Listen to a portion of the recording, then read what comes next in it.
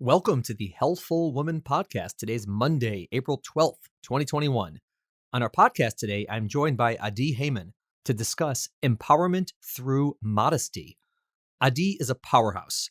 She is a social media sensation, a community activist, and a writer. There's a good chance you already follow her, but if you don't, I highly recommend looking her up. She has a fascinating story and a very thoughtful and meaningful take on life. I'm really fortunate she agreed to come on the podcast to talk about the idea of empowerment through modesty, what that means, as well as a host of other topics. I think you're going to really enjoy listening to her. On Thursday, we're going to have a high-risk birth story with Melanie Kuehl to talk about twins with the gestational carrier and the great town of Milwaukee. For those of you starting Ramadan this week, I hope you have a meaningful month of worship. Thanks for listening, everyone. Have a great day. Welcome to today's episode of Healthful Woman, a podcast designed to explore topics in women's health at all stages of life. I'm your host, Dr. Nathan Fox, an OBGYN and maternal fetal medicine specialist practicing in New York City. At Healthful Woman, I speak with leaders in the field to help you learn more about women's health, pregnancy, and wellness. Adi Heyman, thank you so much for coming on the podcast. I appreciate it. So nice to talk to you.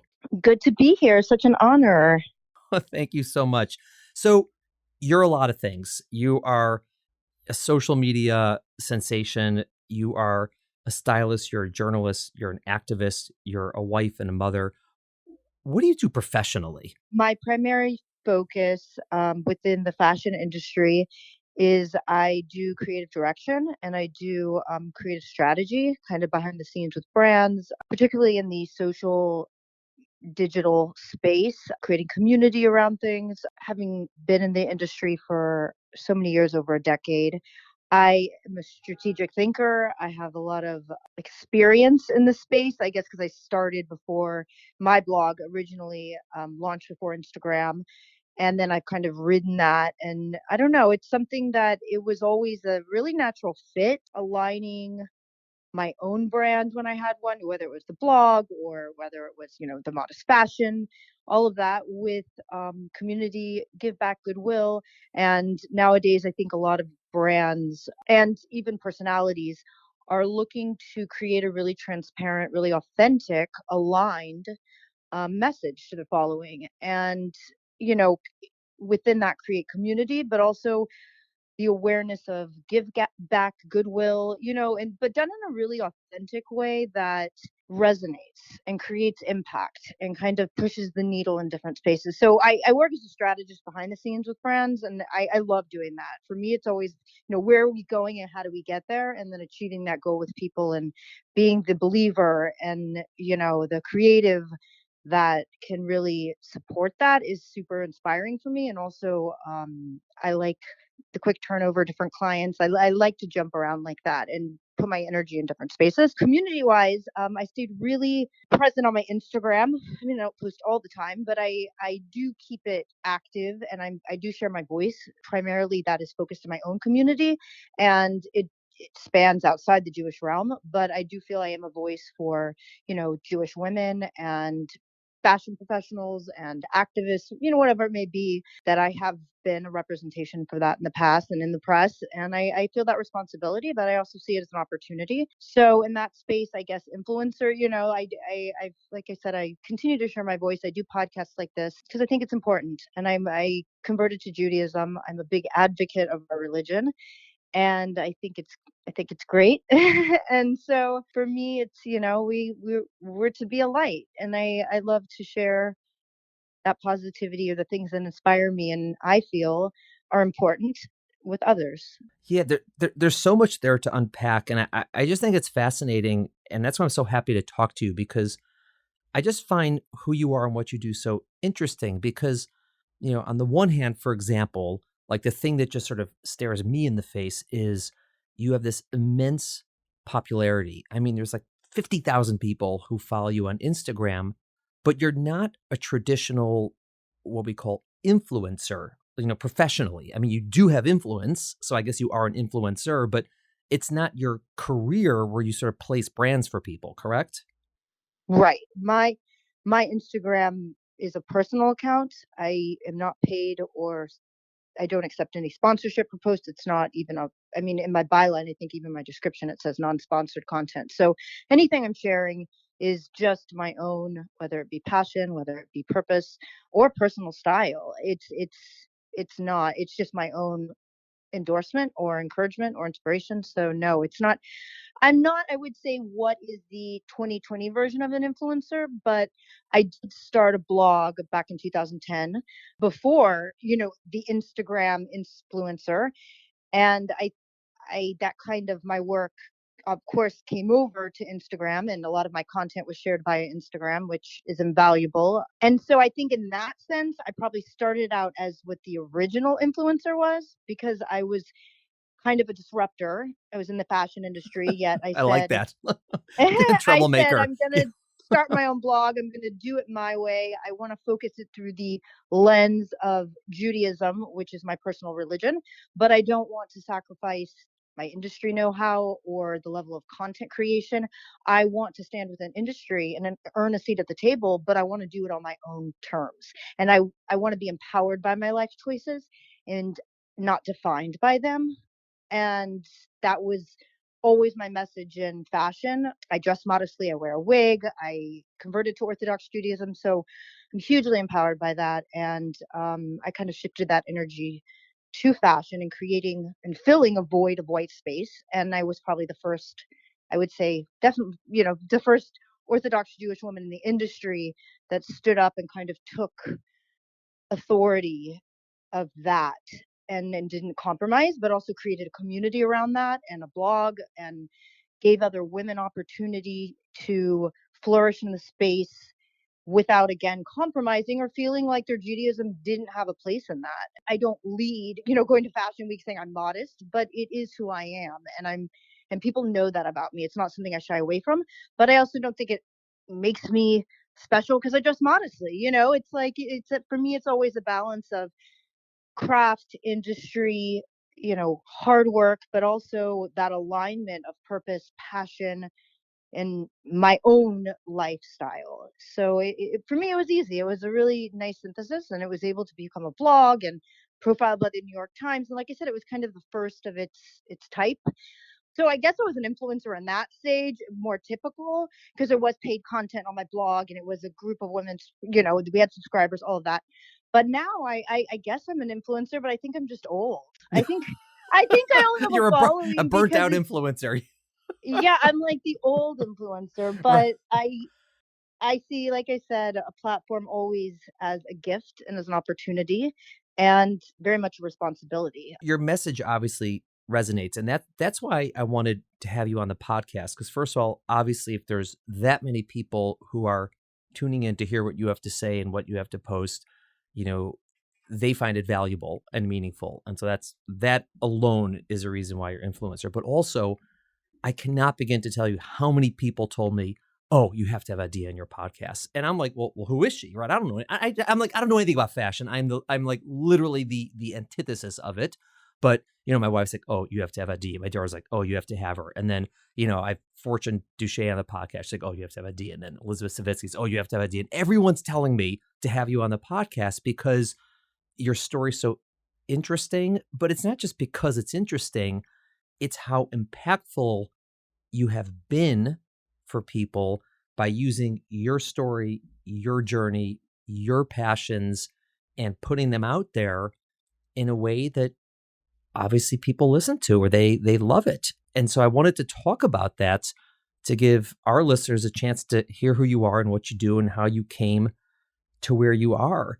So you have a very interesting personal journey. I know you get to ask this all the time, but how did, a girl from Texas who was Christian end up being a modern Orthodox, or an Orthodox Jew who's dressing modestly and wearing a wig and writing about this? That's quite a shift. Yeah, for me, it's just my life journey, but it is, there's a lot of curiosity around that, rightfully so. It's not typical for me. It's all I know. And sitting here at, 39 years old, almost 38 years old, in retrospect, I see, tremendous value in it, tremendous lessons. I mean, living a life like that where you do switch religions. The story is my parents, both very spiritual beings, raised us as Christians in Texas. My family comes from a very typical long line of Americans. I have great uncles who played in Super Bowls. My father was a big athlete. My mom was the cheerleader. Her family's very affiliated with religious Christianity, a lot of pastors and preachers. Her brother's a preacher, so we grew up very God conscious, very all American. We actually grew up in the country. I was homeschooled as a young child. So it was around animals. I didn't know anything about fashion. I didn't grow up knowing anything about New York, the space.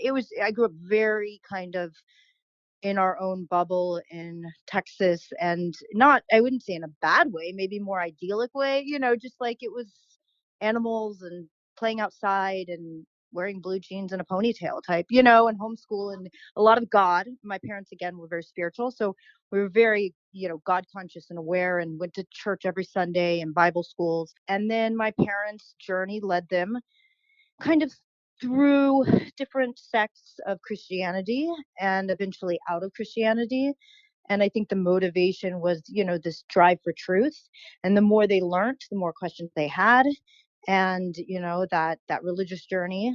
So it was more of a search towards something than moving away from something else. Yeah, I think it was just the more affiliated and entrenched in Christianity they became. And my father was not raised religious. He was raised very secular. When he married my mom, he right away, became much more devout in his practice. And I think because my family has leaders in the church and in Christianity, that was, my mom was like, my mom and dad were Mary and Joseph in the Christmas play type of thing, just by virtue that my grandparents were very involved in the church. Again, my uncle was a preacher, my great uncle, it was just kind of in the blood. And so my father, they doing all these classes, and eventually they probably thought would lead classes and at church, had a lot of questions. And I guess he felt like these questions weren't being answered in a way that were, was fulfilling him. And it's not, I think, a move away from what wasn't good. I think it was more, it didn't resonate, maybe. And he felt like this might not be the right fit for me. And so, to go into, like I said, different sects of Christianity and then even into different religions outside of that, and ultimately end up at Judaism. And we didn't even know like practicing Jewish people existed. We thought they were like Bible people. I didn't grow up knowing about Orthodox Jews. I just didn't. Hard to imagine now, right? Yeah, especially living in New York. Right. And I mean, You're like, don't you see us in the airports and in Disney World? Like, we're yeah, everywhere. I didn't grow up traveling like that. I probably would have thought costume or garb. I don't know what I would have thought, but I didn't, like I said, I didn't grow up traveling like that. It was just a very much more of a quiet, my grandfather's farmers. We grew up in a different world. So eventually Orthodox Judaism, and it happens to be in San Antonio, Texas, where I was born. There is an Orthodox synagogue, and there is a Rabbi Scheinberg who's known for his conversions, all Orthodox. And there's a Chabad there as well, that is amazing. And we kind of got in with the community, and they were like, "You're crazy. You don't want to convert with 4 kids." And, like, no, no, no. And my parents were like, "Well, yes." So we kind of started learning more, doing more. And eventually our whole family converted. How old were you at the time? 12. What did you, 12-year-old, think about this? Were you in? Were you like, yeah, this is awesome? Or like, what is going on here? No, I mean, it was a gradual transition. I think we all as a family very much do have a spirituality and believe in God and a higher being, and that is our faith. And so Judaism is not that different than Christianity, minus a few things. The Old Testament, I mean, I knew by heart in English the names of all the Old Testament books, New Testament books, all the different Psalms. I mean, we were like, we got in and we were like, oh, this is easy. You guys don't need to know any of the prophets after that time, or you don't have to know any of the New Testament scripture. We knew all of this. So we just knew in English and not Hebrew, but it was very similar. And I think my parents made a great decision in after we converted, moving to Miami Beach, Florida, which was a vibrant Jewish community. You're like, here's where they are. Yeah, it offered education and opportunities and different options. My siblings and I didn't all go to the same school. And so Miami was a great move. We chose our own Hebrew names, and we actually went, and my parents had us legally change our names. So it's interesting to choose that, I guess, have a choice in those things in your life. Yeah. What was your name before? Amber. Amber. And how'd you pick Adi? I mean, very simple. I picked up a Hebrew dictionary, the Milon, the like blue and orange one, and the little one. And I looked at the Hebrew transliteration of amber, and it was like ambar, and Adi was one of them because I guess the jewel and the sap and the gem, and I was just like, Adi, I like it. I like my initial. I was like, I don't know. You're kind of attached to your name. That's your name. So I wanted to stay A, and I just chose the D, and that was it. So we moved to Miami, and that really, they all said we were Jewish and like started wearing skirts, and we didn't really know Hebrew. So that was interesting what you find out in retrospect. But we streamlined. I went to Hebrew Academy. I learned Ivrit. I learned Navi, Chumash. I jumped in, made good friends. Like I said, a great community, restaurants. It was a modern Judaism that it was an easy Judaism based on an out of town Judaism where you don't have all that support. From there, I just went to Israel after high school. I went to Darchei Bina and then to Touro College, and then came to New York and went to college, and then I met my husband, and I married an Orthodox Jew, and kind of that's been that's been the road. You went to the mothership. I love New York. I mean, I love Jewish New York, but I love New York, New York. Yeah, and you're in fashion also. Well, I didn't major in fashion. You were a journalist first, right? I majored in journalism. I actually finished Turo really quickly in 2 years Mm-hmm. because I ended up not getting credits from Israel. It was like a crazy year. So it was the year of it was back in 2001 when there was like a lot of terrorist attacks and the Sabaros bombing and all that. So I ended up coming back in December, not going back. So I didn't get credit. So I ended up just going to Turo and like doubling up on everything, finishing really quickly because I wanted to be I was in the all girls school here in Manhattan in that environment. And then I was set to go to Columbia for journalism. And then I ended up getting married and kind of everything shifted. My passion was always writing and fashion. I didn't really know that much about, but to stay in New York, my husband and I wanted to be here. I needed to get a job, and it happened to be the job I got was in fashion. And it was just kismet, and it was serendipitous that it even fell in my lap because it was my creative side really kind of connecting in with something I'd never experienced, but I was just so welcome to immediately, and I felt such a part of, and I loved it. Like, not necessarily the fashion of it, as in brands and logos and all of that more commercial market, but more the creative that is lent to whether it's the commercial market or the creative side or the direction or the writing. It's just, to me, all of it made a lot of sense, and I was good at it. So I mean, I was going to segue into your, professional journey, but you did it naturally, which is great. So I see your personal journey, your professional journey, and one of the things you're very well known for is this idea of empowerment, but through modesty. And how do you see that as, maybe merging your personal journey with your professional journey, that you're taking this concept of like modest dress, which is it's not only an Orthodox Jewish concept, but it is prevalent there. But on top of that, this idea of, fashion and empowerment and, sort of self-esteem and putting those together, which a lot of people found really interesting and really new. How did you get into that? well, for me, it was one and the same. I'm by nature the type of person that if I'm going to do something in my life, I actively choose it. I want to be an active participant in my life. I want to love my life. I want to stand accountable to my decisions. And, I think a choice to be modest or an Orthodox Jew in adherence with laws of Shabbat, kosher, whatever it may be, I did not see those as confining. I saw them as life choices that were important to me that I felt like brought benefit to my life. So I didn't ever feel imprisoned by maybe the rules or the constraints or dictates they presented, because it just created for me the life I believed in and aspired to and wanted to grow. And so my modesty was just a part of that. You want to be in shape.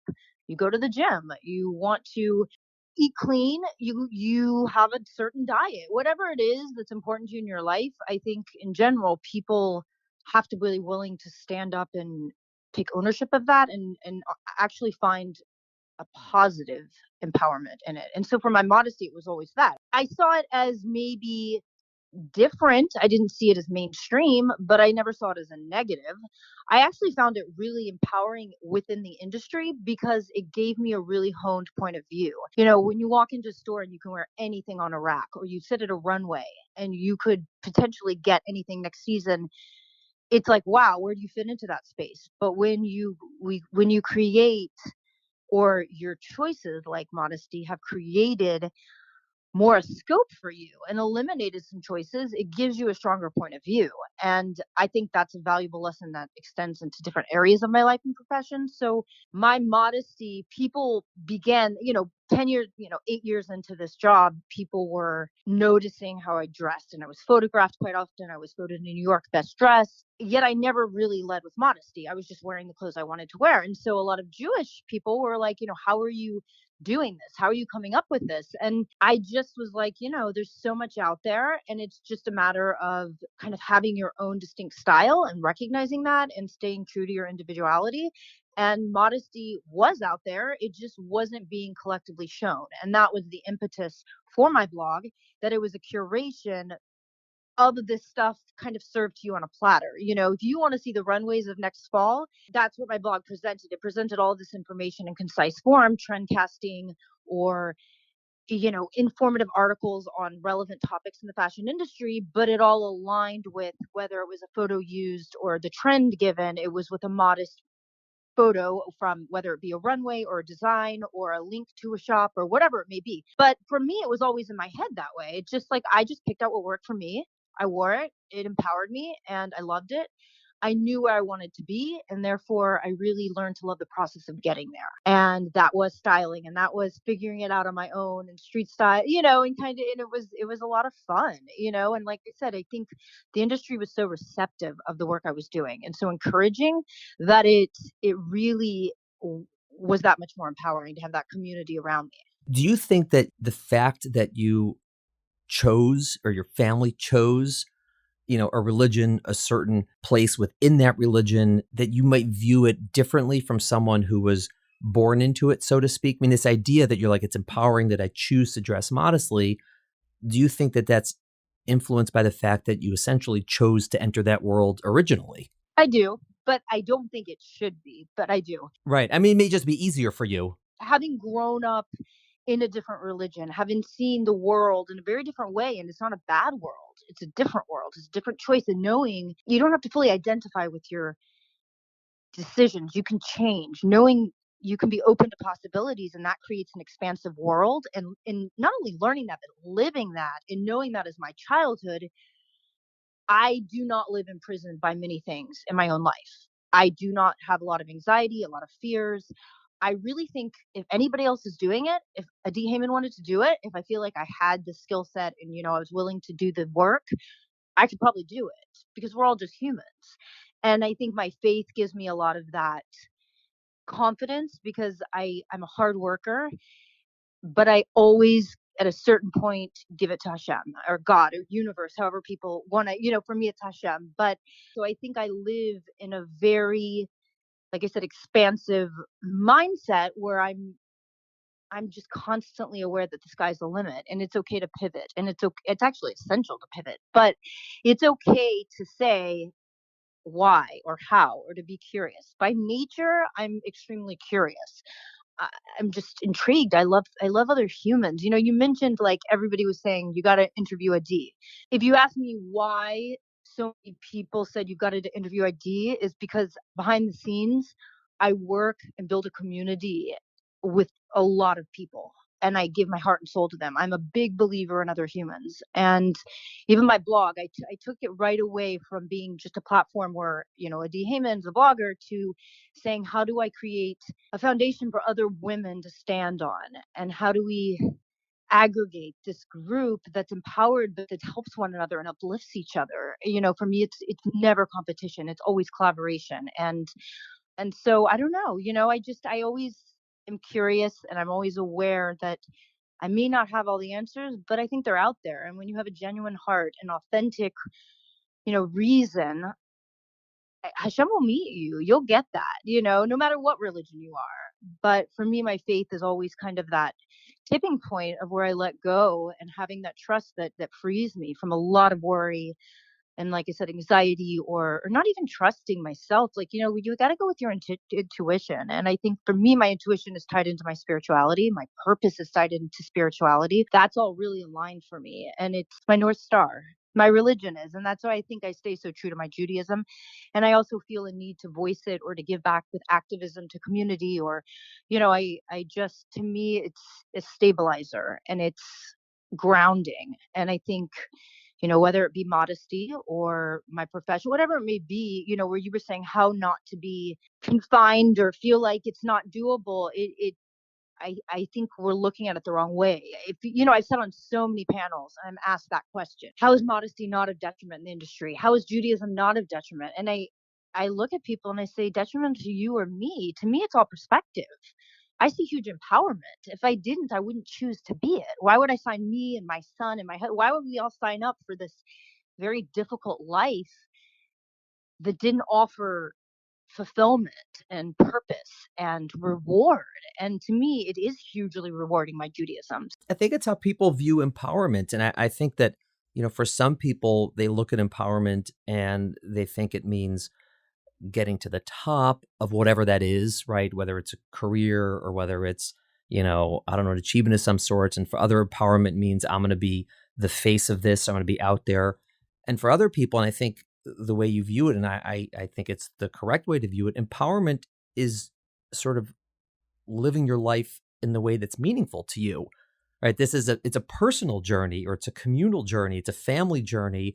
And what's empowering to one person is not going to be for somebody else. I mean, it's the same concept of like just from an American perspective, freedom, right? Freedom and liberties, the idea that, you're able to chart your own course, in your life. And if being, adherent to a certain religion and modest and following those rules is someone's guiding light, that is empowering, even if someone else might view it as almost oppressive. It's a really interesting thing, but people have to realize empowerment is a personal decision and it's not a judgment on somebody else. Right.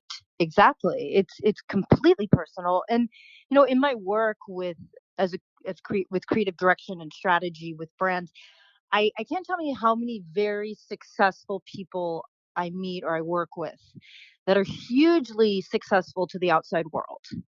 But for some reason, they're wanting someone to come in and shake up their work and their strategy and their impact on community because they're not fulfilled. And I think you can align. I'm all about, success. If you want to get somewhere and you know where you need to be, if you break it down, you can be there. Practice makes pattern. Pattern creates impact. I mean, I'm such a believer in you can do what you want to do as a human, but you have to know where you want to be and you have to be willing to do the work. And so what I've seen in working with, like I said, from the outside world, very successful individuals, is that if they're not fulfilled by or feeling like they are accomplishing purpose, whatever that means, or they're aligned in their creative, their work, their spiritual, whatever it is, even if they become, like you said, the face of that, or even if they make all that money or whatever it may be, it's usually not enough. They want to feel fulfilled in a positive way as a human. And I can't stress the importance, yes, it's so great and it's so necessary. And I think it, hugely empowering to know where you want to be and to whatever in your mind is successful, but don't negate the fact that you as a human, how you feel, what you lean into, that, if you align that with your hustle and your grind, you can accomplish something that's not only hugely successful, but hugely fulfilling. And I think to me, that's ultimate empowerment. I want it all. Yeah. And I think that also this idea that since you have such a value on, your own personal journey and how you view empowerment, I think it seems to me that it's probably the reason that you, as you said before, you love humans, that you're so comfortable, you know, collaborating with and interacting with and working with and, being around people from really all different walks of life because you're able to see and help them on their own individual journeys and you're not trying to put yours onto theirs. Right. Probably. I don't need to be the focus. In fact, I'm happiest and most fulfilled behind the scenes, knowing the impact I'm creating, knowing in different ways I'm influencing an industry to be where I believe and I know it should be. And at least in my path. And, I think sadly, I always write on my Instagram and I'm a big advocate of stronger together. And I think people, if they realized how much power comes in partnership, collaboration, community, it's a game changer. To stand on your own and to feel threatened by others or to feel like lending something to someone else would take away from you or anything like that is just foolish and a waste of time if you're really wanting to play in the big leagues. I just think you have to know where you want to be. I think for me, my goal is not to have 1 million followers on Instagram. I rarely even post. Most people don't know what I do. I don't talk about my clients. I don't like my stuff. My life is my life, and for me, that works. For other people, they do it their way, and that works. But I just feel like for me, I do it my way, and at the end of the day, I come home happy. And for a while, when I think I started my blog and things came at me really fast, I was offered a reality TV show. I was offered book deals. I was offered at a young age a lot of very big opportunities. And I did not take them. I remember the president of IMG, Ivan Bart, called me in and I met with him in his office and he's like, where do you want to be? And he's like, what did you want to accomplish with this blog or with this or that? And I was just like, I just wanted to share my thoughts, Right. there was no preconceived, I had no idea all this was going to blow up. Like this was just me sharing my craft and my heart. And I think in some ways, young Adi wanting to create a community that was like-minded to her, because when I first got into fashion, I do just by nature think differently. Like you said, does your story impact how you view things based, rather than a traditional community member? Yes, of course it does. My treatment by the Jewish community impacts how I interact as a convert, even, with the Jewish community. And I didn't know a lot of religious women that were doing what I was doing at a young age. And I wasn't going to walk away because I felt I was succeeding. I knew I was. And I felt valued in it. And I also just felt it was naturally something I was really great at. And that was fulfilling. So I think with my blog and with kind of opening up, I could name, like, when I started, there weren't really many modest designers. Most of these girls that have brands now, I worked with, I took their clothing, I wore it to Fashion Week. I got it photographed. I'd make sure it was in Vogue or whatever. They got to tag it. They got the articles. We played a really good game and we made it happen. And it wasn't by chance. The brands that are in existence now, like it's like we made the Jewish community have a space in the fashion scene, and we used all the tools each of us had to do it. And I think I created that community because I needed that community. And now it is a vibrant part. And there are, lots of typical fashion influencers from the religious world. And it's become, obviously, with, digital and the growth of all that as well. It's now a whole new platform, industry, community. When I started, there wasn't anyone in the space. I didn't know other religious people doing what I was doing at all. Right. I want to go back to something you said before because it struck something I want to ask you about that. That might seem like a strange pivot, but you were talking about this idea of, letting people be individuals and working with them and, and it's all good. And I was just struck immediately because this is going on in the news right now. What are your thoughts on all this canceling of stuff, cancel culture and all this? Because it just sounded to me like you were speaking almost directly to that, even though you weren't. I think it's ridiculous. I think cancel culture, like any, at inception, like any disruption, I think it's a way to hold people accountable from a group of people that don't maybe have the voice, as in if somebody did something originally, cancel culture, I mean, what it is now is not what I'm talking about. But Right. originally, it's the public can call into check a celebrity that maybe did something, said something, lied about something, and say, listen, we're not a power, but we are the community, and we can boycott you. We can rally. We can demand justice, even though we're not in a place of political power or social power. And I'm a fan of that. I think everybody should have a voice. I think, again, stronger together. Right. But what I think we've seen in the last year, particularly, and what it's spun into is something that is just crucifying society. I mean, we literally are just burning each other at the stake. So I think people either are ultra aggressive with cancellations, which I think, who are we to judge?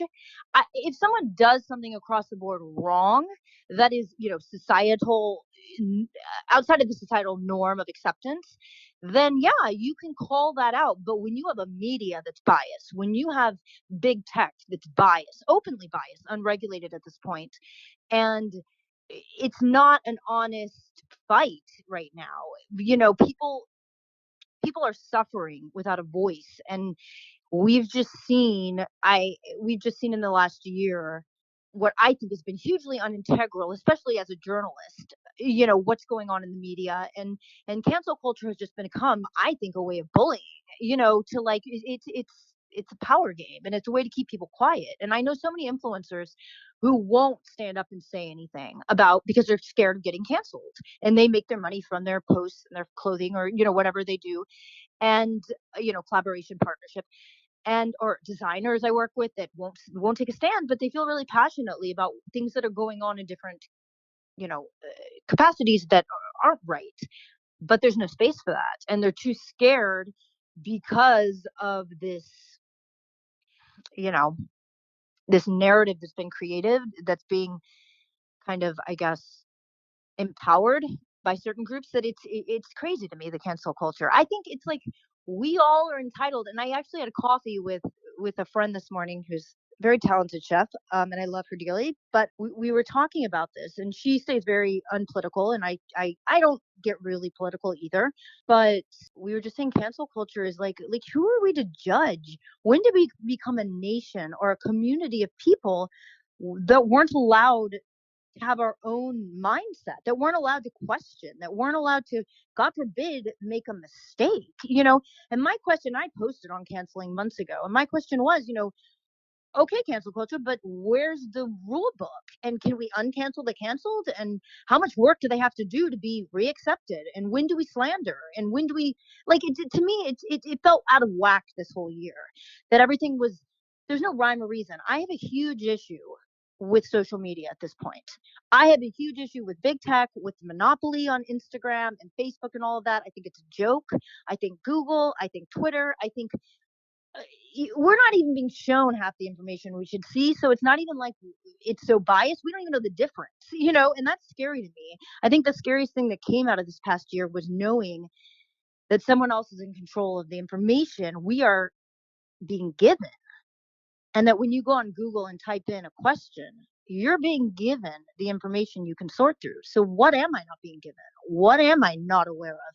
It's more the editing out I'm worried about than what I'm being given. So, I think for me, Instagram right now is hard, and I haven't been posting as much, and it's a huge tool and a gift. And I hope I don't feel like I feel for too much longer. But I think we shouldn't be so silent to be controlled by people we know don't necessarily have our best interest in heart. You're a consumer on Instagram. And I think, I spoke about this years ago just as an influencer on influencer panels, to people saying, this is a consumer driven market. It was created after gambling. It induces, a reaction the same as drugs. Like, the most important your influencer status rises if you can keep more people clicking, because then they can be shown more ads and retargeted. And data is the most expensive commodity in the world at this point. And I think on the flip side of that, we create these echo chambers affirming our beliefs by creating our own accounts, following people that are like-minded. And it's just, to me, it's a whole web that's just scary, because we're closing ourselves off to possibility and to information and to just having like our asses kicked by something that blows our mind or something that makes us rethink and question something we're accepting and living our life by. And I think that's essential to humans, that we have those considerations constantly thrown at us. And I think when you're sitting and scrolling, there's a million reasons when you're not why you're not having any of that. Yeah, I mean, I think that what you said is really true. That on the one hand, there's this noble concept of, hey, we're the consumers. People have to be accountable for their actions, for what they say. And so someone gets up and does something or says something that's horrific, it's totally fine to say, hey, like that's disgusting. You're insulting me and my community and my family in this, and I'm not gonna stand for it. Like I'm not gonna, purchase your product. I'm not gonna see your movie, whatever it is. And I think, all right, fine, like that's great. Like that's a people protest, and that's a beautiful thing. That's American concept. But I think it's sort of, it can obviously be taken too far. And I think a lot of people believe it has been taken too far, that if, you start going into people's past and things they said 10 years ago that, at a different time, different place, or when they were young and stupid. And, all of us have done dumb things in our lives and said dumb things. And then it's like, we're going to bring it out and we're going to out somebody, or this idea that like, oh, there's something in this, book or movie that I don't like, so we're never going to show it anymore. And it's like weird. I don't know. I mean, I understand if I was going to come into someone's living room and say, hey, I'm going to read this book and you better listen to me. All right, fine, kick me out. You don't want to hear the book. It offends you. But like otherwise, like, what do you care if I read it to my kid 1,000 miles away?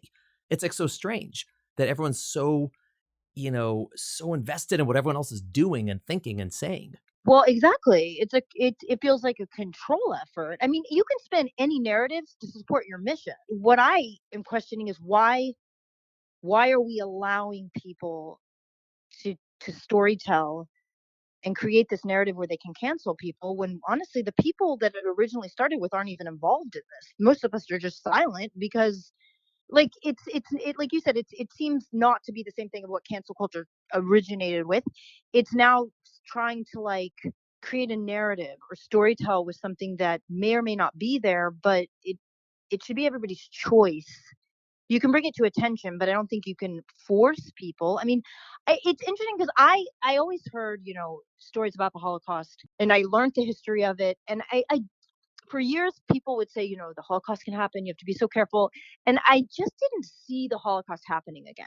I didn't see it. I was like, I don't think it could happen in America because A, B, and C. And it until this past year where you start seeing things like this, and it's like, wow, people can change narratives. People of power can start canceling other smaller people. Like it felt like, wow, I see how bias can be created. I see how people can be pinned against each other. I see how leaders can do this. And when you have control of information partnered with that, it's a very scary situation for people. And we, the average person, it's sad.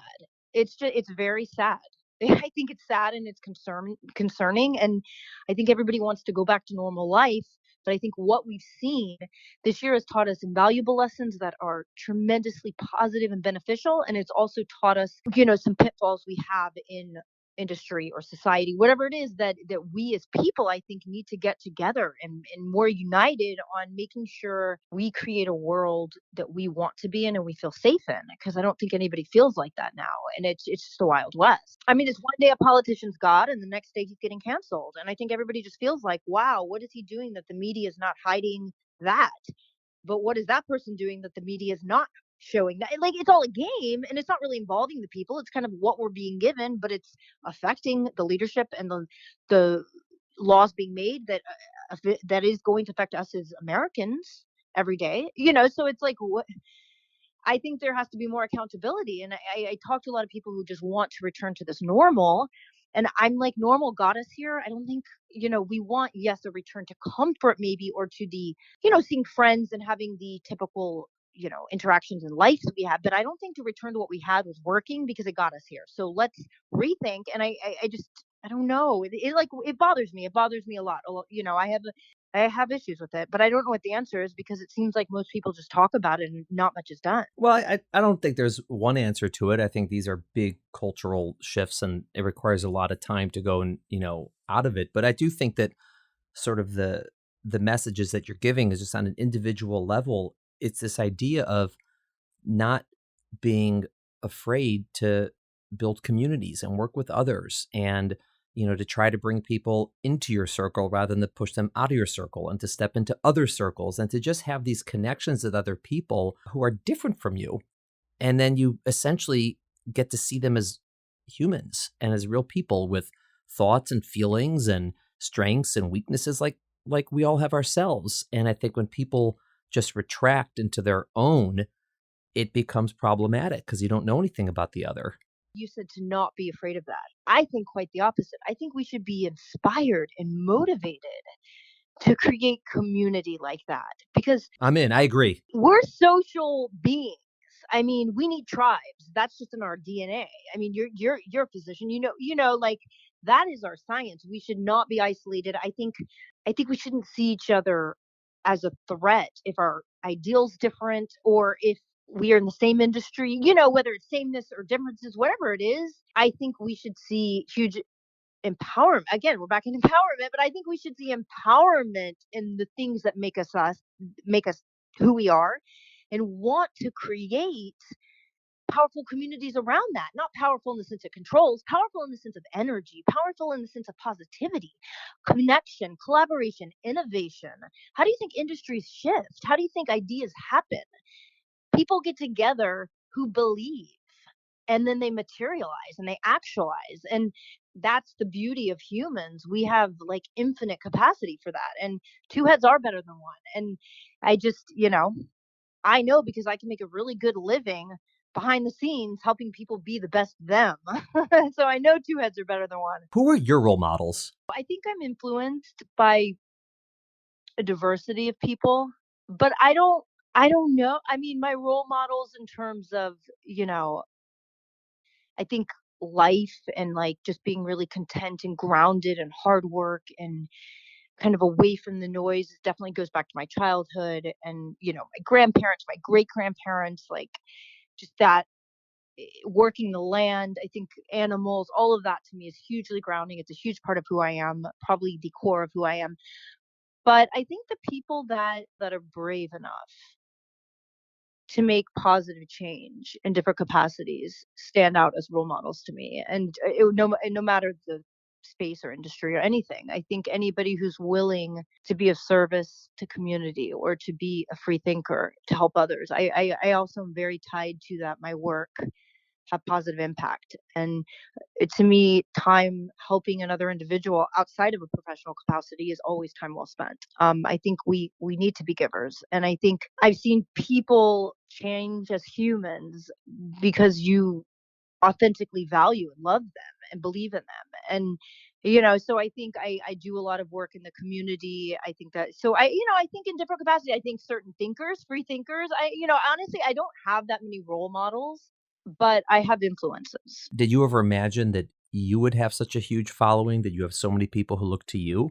No, I still don't know why people follow me. I never even post on Instagram. I rarely even post. I think kudos to them. Wow, I must be stuck on their feed or something. Like, no, I'm not. I don't follow many people. I just never have been super into social media. I think maybe because I got into it early and I knew the facade of it. I knew the consumer driven data behind it. That was always how I saw it. I never came on just to take a pretty picture. That was mine was always, I already had a blog and a business that leapt onto it. And I was helping other influencers who wrote for my blog grow their following, lead them in our direction. So for me, it was always a curation. It was the same thing as working on a magazine, spread. Right. So I don't look at it and think, oh my God, I want that. Like I look at that and I think, wow, nobody realizes it, but I know which partnership she's going to be coming out with in a week. Like I can tell already how she's changing her direct. Like that's how I see it. I see it very strategically. So unless it's a beautiful image or something artistic and emotional that touches me, I follow like cute dog accounts and stuff. Like I'm like an animal nut. So I don't know. My son. It's funny because not one of my siblings is on Instagram, which is very interesting. They're not on any social media, and they're all like successful, normal humans, and none of them are active on any of it. They have accounts, but they never go on, and it's very interesting. I maybe because how we were raised, I didn't grow up watching television as a child either. So I don't know, interesting. But I'm flattered that people follow me, and I am jumping back in to some personal projects because I just think our community is amazing, and I think the people, whether the influencers or the leaders itself, or in different cities in across the world, Israel, we still have a ways to go in building out the community, whether it be from an industry standpoint or even as a just an empowerment standpoint. The fact I'm still getting the same questions I got 10 years ago tells me I'm not conveying the message loud enough for those that want to hear it because they're asking the questions. I'm pregnant right now. I'm having a baby pretty soon, and I'm really stepping back. This is actually my last week of work, and I'm shifting next week to really focus on some personal projects that are focused on a community and putting my energy there because I think we need it. I think the world needs it. In general, we all need to be putting our energy back into community and rebuilding and encouragement and support. So I'm excited to do that. I'm excited to kind of get back in that scene. And I think fashion and all of that is always going to be part of my narrative. And I love it. I don't define myself by my work in fashion or the brand I'm wearing, but I also don't shy away from taking ownership of that space and respect for my industry and for luxury fashion and the aspiration of it all. There's a lot of value there. So I wanted to close by asking you one last thing, and that through all of you know, your fame, and you're using all of this, to promote a lot of amazing causes and what you're doing. But on a personal level, how do you view your own, like, how do you stay, grounded in your family? And also, what is your view on like overall wellness as an individual, physically, spiritually, mentally? Because you're doing a lot. You're kind of out there in a sense, but you're also, very much, in your home, and you're in your own life. And how it's not, I'm not asking about balance, but how do you even view wellness overall in terms of your own and your goals and what you're trying to accomplish personally in your own space? well, I think wellness is, a very personal, individualized thing. It's become very commercialized, but I think, for me, I listen to my intuition and that guides my journey in wellness. I think we have to actively play a role in being the best version of ourselves because I think we are all spread thin. We're all doing a lot. I happen to have a lot of energy by nature. I happen to love working. For me, it's like I love working. I love the things I do, or again, I wouldn't be doing them. I would shift my profession. I don't want to be an influencer, so I'm not.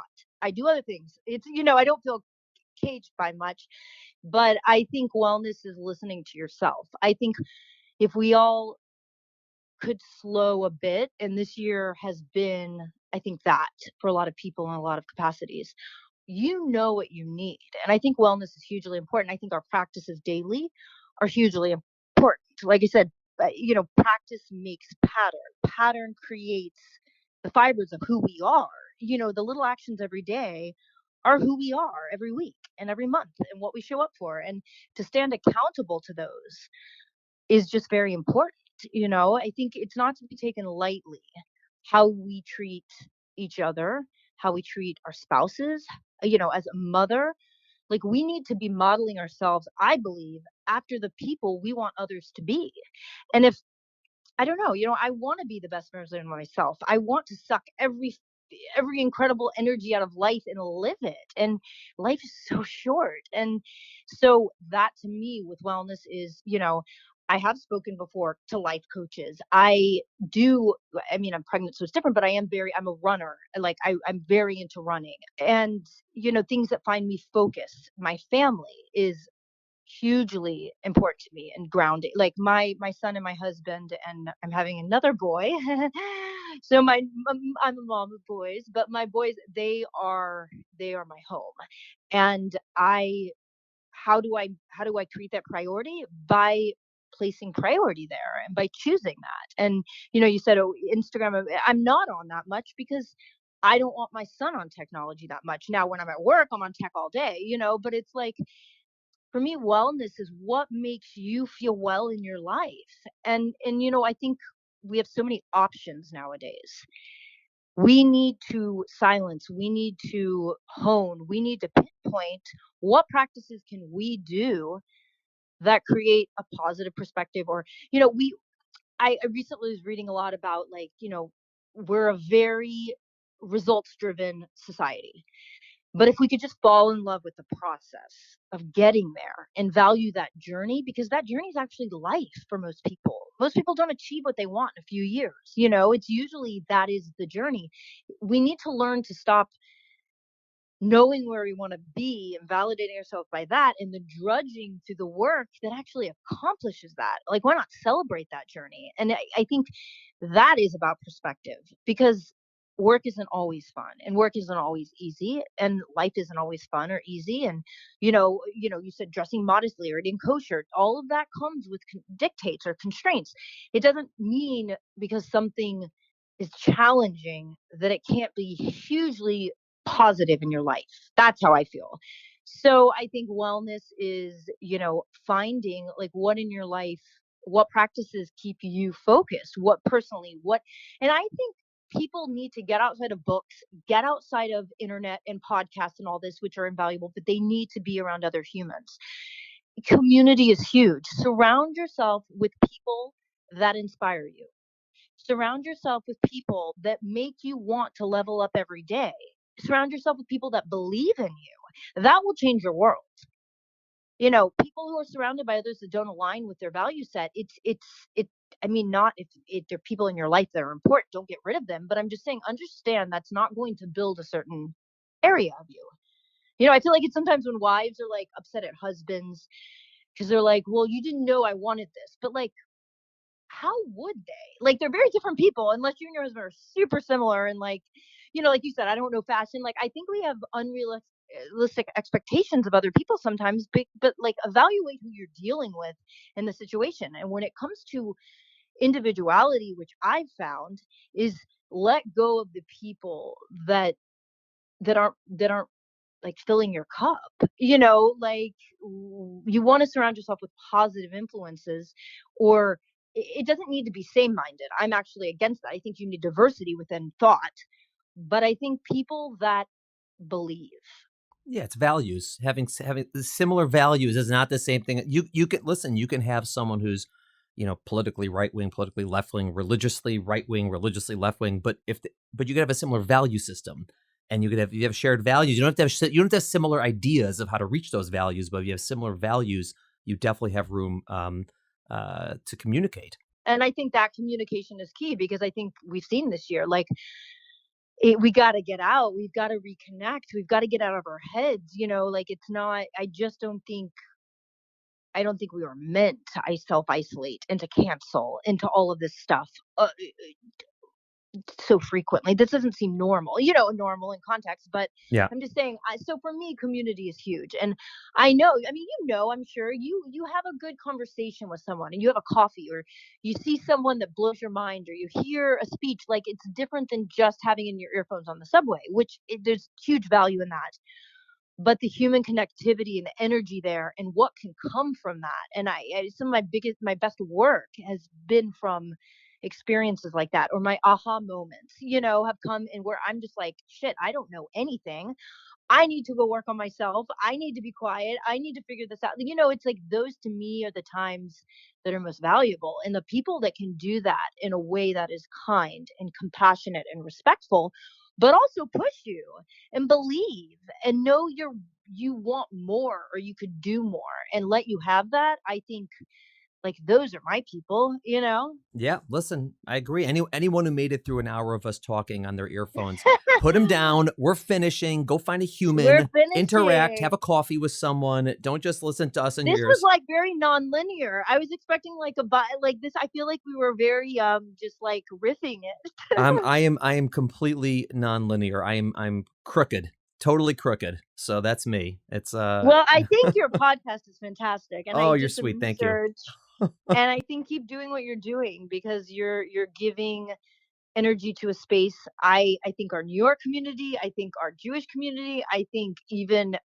medical community. I think in so many ways you're hitting the mark and doing something special. So thank you for having me on. And it's been a pleasure and I really enjoyed this.